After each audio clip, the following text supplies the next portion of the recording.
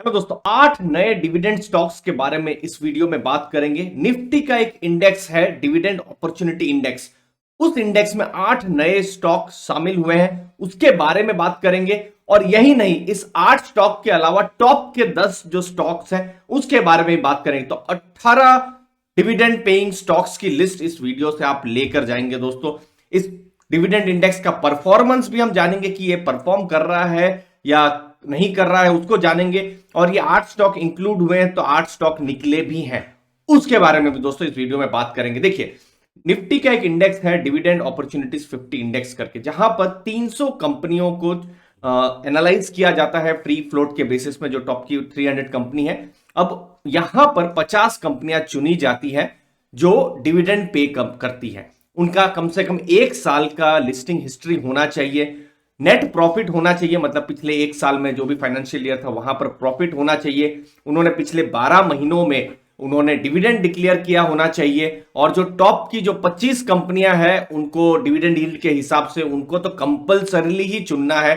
और कैपिंग भी उन्होंने रखी है 10% पर स्टॉक की। तो यहां पर एक चीज है, यहां पर इंक्लूजन या एक्सक्लूजन होने से कहीं पर भी फंडामेंटल में चेंज नहीं हुआ है, तो उसको आपको ध्यान में रखना है। और ये सबसे इंपॉर्टेंट बात, साल में सिर्फ एक बार रीबैलेंसिंग होती है। तो इंटरेस्टिंग रहेगा आपके लिए दोस्तों। पहला नाम है आपके लिए एचसीएल टेक्नोलॉजीज। एचसीएल टेक पहला स्टॉक है जिसने इस डिविडेंड इंडेक्स में एंट्री ली है।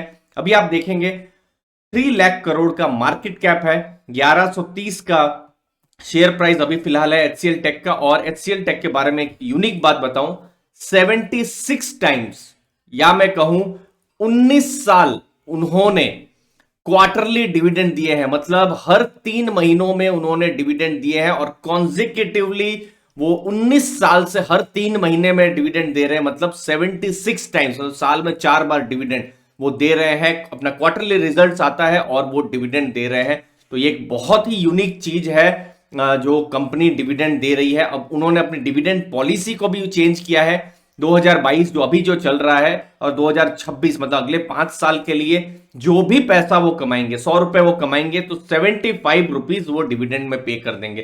तो एक डिविडेंड क्लियर डिविडेंड पॉलिसी लेकर आ रहा है एचसीएल टेक। इस साल के जो 3 डिविडेंड ऑलरेडी आ चुके हैं, Q1 के, Q2 के, 3 के, जैसे 6 रुपए, 10 रुपए और फिर जनवरी महीना में 10 रुपए, तो टोटल 26 रुपीज का ऑलरेडी डिविडेंड आ चुका है। और डिविडेंड पॉलिसी भी इनकी है और 76 टाइम्स उन्होंने डिविडेंड दिया है पिछले 19 सालों में हर क्वार्टर में। दूसरा नाम है वेदांता। उन्होंने एंट्री ली है, 1.34 लाख करोड़ की कंपनी है। मार्केट कैप देखेंगे, यहां पर स्टॉक प्राइस अभी आप देखेंगे 363 है। पिछले साल बहुत अच्छा डिविडेंड उन्होंने दिया था, पिछले साल नहीं, अब मैं तो पिछला इसी फाइनेंशियल ईयर की हम बात कर रहे हैं, साल पिछला हो सकता है। तो 18.50 और 13.50, मतलब 32 रुपए का डिविडेंड ऑलरेडी उन्होंने इस फाइनेंशियल ईयर में डिक्लेयर किया हुआ है, सितंबर और दिसंबर में। अब एक और डिविडेंड आ रहा है मार्च 2 का, दोस्तों वेट करिए, मार्च 2 को एक और थर्ड इंटरिम डिविडेंड भी वेदांता की तरफ से डिक्लेयर होने वाला है। तो हम उसके बारे में भी आपको डिटेल में अलग से वीडियो में बता देंगे। अगर हम पिछले फाइनेंशियल ईयर, अब ये फाइनेंशियल ईयर की बात कर रहा हूं, मतलब 2020 वाला जो था, 2021 का, तो उस समय 9.5 रुपए का उन्होंने डिविडेंड दिया हुआ था। तीसरा नाम कौन सा है, इंडियन ऑयल। उन्होंने एंट्री की है, 1 लाख करोड़ से ऊपर का मार्केट कैप है, 112 रुपए के आसपास शेयर प्राइस है। 2 डिविडेंड इस फाइनेंशियल ईयर में दिए हैं। नवंबर के महीने में उन्होंने 5 रुपए का, और अभी फरवरी 2022, मतलब इसी महीने में उन्होंने 4 रुपए का डिविडेंड दिया। तो टोटल 9 रुपए का डिविडेंड आया है। और डिविडेंड इंडेक्स में भी जगह बनाई है, लेकिन इंडेक्स में तो जगह बनाई है, लेकिन जो मेन निफ्टी का जो इंडेक्स है वहां से ये स्टॉक निकल गया है दोस्तों, इंडियन ऑयल। तो बहुत सारे नाम आ रहे हैं दोस्तों, मुझे भी उम्मीद है आपको वैल्यू मिल रही होगी और भी बहुत वैल्यू मिलने वाली है। चैनल को दोस्तों जरूर सब्सक्राइब करके रखिए, लाइक करके रखिए वीडियो को अगर आपको वैल्यू मिल रही है। अगला नाम, चौथा नाम, सेल। 38,000 करोड़ के आसपास का मार्केट कैप है, स्टॉक प्राइस अभी 91 के पास है। 4 रुपए का इंटरिम डिविडेंड अभी तक उन्होंने डिक्लेयर किया हुआ है। लेकिन सेल का मैं और पुराने डेटा पर मैं जा रहा था, चूंकि साइक्लिकल सेक्टर है स्टील का, और हमने देखा स्टील कंपनी से सबने अच्छा परफॉर्म किया हुआ है। तो 2016, 17, 18 का जो फाइनेंशियल ईयर था वहां पर उन्होंने डिविडेंड नहीं दिया था। तो ये एक चीज है। और डिविडेंड इंडेक्स में क्या है कि वो लोग पिछले 12 महीनों का ही डेटा कैप्चर कर रहे हैं। तो इसीलिए सेल का अभी स्टील में उन्होंने प्रॉफिट किया है, स्टील साइकिल अच्छी चल रही थी तो डिविडेंड आ रहा है, लेकिन साइकिल नीचे जाए तो ऐसे भी साल रहे हैं, 3-3 साल रहे हैं जहां पर डिविडेंड नहीं आया, तो उसको भी आप ध्यान में रखिए। ऑयल इंडिया अगला नाम, 24,000 करोड़ का मार्केट कैप है, 222 का शेयर प्राइस है, और आप देखेंगे फरवरी में, मतलब इसी समय में, इसी साल में ₹5.75 का डिविडेंड और नवंबर में ₹3.5 का डिविडेंड दिया हुआ है। तो 2 डिविडेंड ऑयल इंडिया की तरफ से आ चुके हैं। आपका फेवरेट कौन है दोस्तों? 8 नाम जान लीजिए, उसके बाद कमेंट में जरूर बताइए। फिर अगला नाम है निप्पॉन इंडिया, 19,000 करोड़ का मार्केट कैप, 309 का शेयर प्राइस, ₹3.5 का डिविडेंड, इंटरिम डिविडेंड उन्होंने नवंबर महीना में घोषित किया हुआ है। और पिछले फाइनेंशियल ईयर की बात करूं तो 5 और 3 मतलब ₹8 का डिविडेंड निप्पॉन इंडिया की तरफ से आया था। अगला नाम है रेडिंगटन, 12,000 करोड़ का मार्केट कैप है, शेयर प्राइस अभी आप 154 के आसपास देखेंगे। जुलाई के महीने में उन्होंने ₹11.60 का डिविडेंड दिया था, जिसमें ₹4 का स्पेशल डिविडेंड भी शामिल था। तो एक अच्छी खासी डिविडेंड डील रेडिंगटन की तरफ से भी आ रही थी। अब ये क्या कितना सस्टेनेबल होगा वो भी बहुत इंटरेस्टिंग रहेगा, हमको बाद में पता चलेगा। अगला और आखिरी नाम है एंजल वन, 11,000 करोड़ का मार्केट कैप, 1332 का शेयर प्राइस है, और अभी फिलहाल क्योंकि लिस्टिंग इसकी अक्टूबर 2020 में ही हुई है, तो हम पिछले 1 साल का डेटा देखें तो क्वार्टरली ये डिविडेंड दे रहा है। जैसे जुलाई 2021 में ₹5.15 का, फिर अक्टूबर में ₹5.70 का, और अभी जनवरी में ₹7 का उन्होंने डिविडेंड दिया था। तो 3 कॉन्सिस्टेंट डिविडेंड उन्होंने दिए ही हैं अभी फिलहाल, बट अभी बहुत ही नई कंपनी है तो उसको भी ध्यान रखिए। तो 8 नाम, कौन सा फेवरेट है जरूर बताइए। लेकिन और भी इंपॉर्टेंट चीज बाकी है, इस इंडेक्स से जुड़ी हुई, किसको एक्सक्लूड किया है इस इंडेक्स ने। देखिए, अंबुजा सीमेंट इस इंडेक्स से बाहर हुआ है, फिर CDSL, Emami, माइंट्री, Pfizer, Sanofi, Sterlite technology, Tata power, ये 8 नाम बाहर भी हुए हैं। अब देखिए, इनका एक्सक्लूजन का आप कहीं भी फंडामेंटल के साथ नहीं जोड़िएगा, फंडामेंटल में कोई चेंज नहीं है, ये जस्ट डिविडेंड इंडेक्स से बाहर हुए हैं। अब देखिए, अलग अलग रीजन हो सकता है उनका कम डिविडेंड हो, ऐसा भी रीजन हो सकता है कि दूसरों का डिविडेंड ज्यादा हो तो ये कहीं बाहर निकल गए, तो अलग अलग रीजन हो सकते हैं दोस्तों, तो इसको आप ध्यान में रखिए। तो जैसे अभी मैं देख रहा हूं, जैसे सानोफी है, सानोफी में बहुत ही रीसेंट अभी 490 के आसपास का डिविडेंड दिया हुआ है, लेकिन वो बाहर निकल रहा है, तो हो सकता है किसी और ने इससे भी ज्यादा डिविडेंड दिया हो और उनकी इंक्लूजन हुआ, तो इन 8 का भी एक्सक्लूजन हुआ है।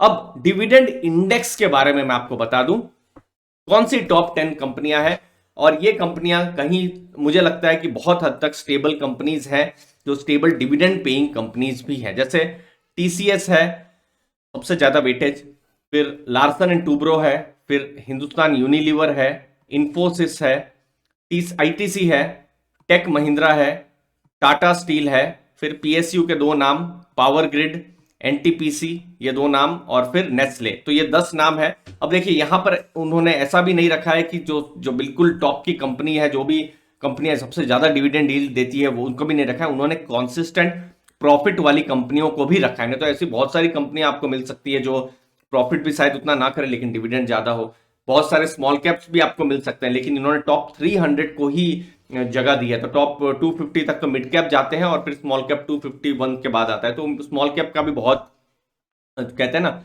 वेटेज रहने की बात कम है, क्योंकि बहुत 50 ही स्टॉक रहेंगे, तो वो भी आपको ध्यान में रखना है। इन 10 में से ये तो कॉन्सिस्टेंट डिविडेंड स्टॉक है ही, इनमें से कौन सा फेवरेट है जरूर बताइएगा कमेंट सेक्शन में। चैनल को दोस्तों जरूर सब्सक्राइब करके रखिएगा। अब इस इंडेक्स को मैं निफ्टी के साथ भी कंपेयर करता हूं। अब जैसे 5 साल का मैं निफ्टी का रिटर्न देखूं तो 16.6% है, और इस इंडेक्स का 14.2% है, मतलब इस इंडेक्स ने कहीं ना कहीं इंडेक्स को लॉन्ग टर्म में बीट नहीं किया है। 1 साल का मैं लेकिन डेटा देखूं तो चीज अलग है, निफ्टी का 28.6% रिटर्न है, इस इंडेक्स का 33.8% रिटर्न है। और मैं यहां खाली जनवरी का ही महीना अगर देखूं, क्योंकि वाईटीडी वही है, तो निफ्टी ऑलमोस्ट 0 है, तो ये भी 0.72 है। तो कहीं ना कहीं कुछ जगह में ये अच्छा कर रहा है, कुछ जगह में निफ्टी अच्छा कर रही है। स्टैंडर्ड डेविएशन इसका कम है 16.3 और निफ्टी का 18.3 है, तो इसका मतलब है इसका रिस्क भी कम है, शायद रिटर्न नहीं दे पा रहा है लेकिन रिस्क भी ये कम ले रहा है, तो रिस्क रिवॉर्ड के बेसिस में ये अच्छा कर रहा है। और सबसे इंपॉर्टेंट बात, डिविडेंड यील्ड। अब निफ्टी में अगर आपने इन्वेस्ट किया तो 1.2% का डिविडेंड आपको मिलेगा, और इस इंडेक्स की डिविडेंड यील्ड हो रही है 3.18%, मतलब इसी इंडेक्स में आपने इन्वेस्ट कर दिया इन्हीं 50 स्टॉक में तो 3.18% की डिविडेंड यील्ड है और साल में एक बार चेंज हुआ है। अब जो नए जो स्टॉक्स आए हैं उनकी वजह से क्या डिविडेंड यील्ड बढ़ेगी, जो टॉप के 10 स्टॉक्स हैं उन पर भी ये इंडेक्स बहुत निर्भर करता है, वहां पर भी अगर डिविडेंड्स बढ़ते हैं तो फिर डिविडेंड यील्ड बढ़ेगी। बहुत इंटरेस्टिंग रहेगा। अगली चीज फंडामेंटल्स 23.4 है निफ्टी का, इसका 14.38 है। पी रेशियो मतलब बहुत ही कम पी रेशियो है जो कि इसको बहुत ही आकर्षित बनाता है। प्राइस टू बुक भी निफ्टी के कंपैरिजन में कम है 3.58। तो मैं वैल्यू वाइज देखूं तो price to book, price to earning दोनों ही बहुत कम है, डिविडेंड यील्ड भी ज्यादा है। हाँ, रिटर्न में थोड़ा सा निफ्टी से ये कम है। अब आप इन डेटास को कैसे एनालाइज करते हैं जरूर बताइए कमेंट सेक्शन में। इन द एंड दोस्तों, इन 8 नाम में से कौन सा नाम आपको लगता है सस्टेन कर सकता है लॉन्ग टर्म के लिए? हमने बहुत सारे नाम देखे ना, इंडियन ऑयल देखा, HCL टेक देखा, रेडिंगटन देखा, तो कौन सा सस्टेन कर सकता है जरूर बताइए। कौन सा सस्टेन नहीं भी कर सकता है वो भी आप मुझे बताइए। तो बहुत ही इंटरेस्टिंग रहेगा दोस्तों, एक इंटरेस्टिंग कन्वर्सेशन आप लोगों के साथ होगी। लास्ट में एक और बात, फंडामेंटल्स चेंज नहीं हुए उसको ध्यान में रखिएगा। मुझे उम्मीद है आपको वैल्यू मिली होगी इस नए इंडेक्स की नई इंफॉर्मेशन के साथ। धन्यवाद आपके कीमती समय के लिए। थैंक यू वेरी मच दोस्तों।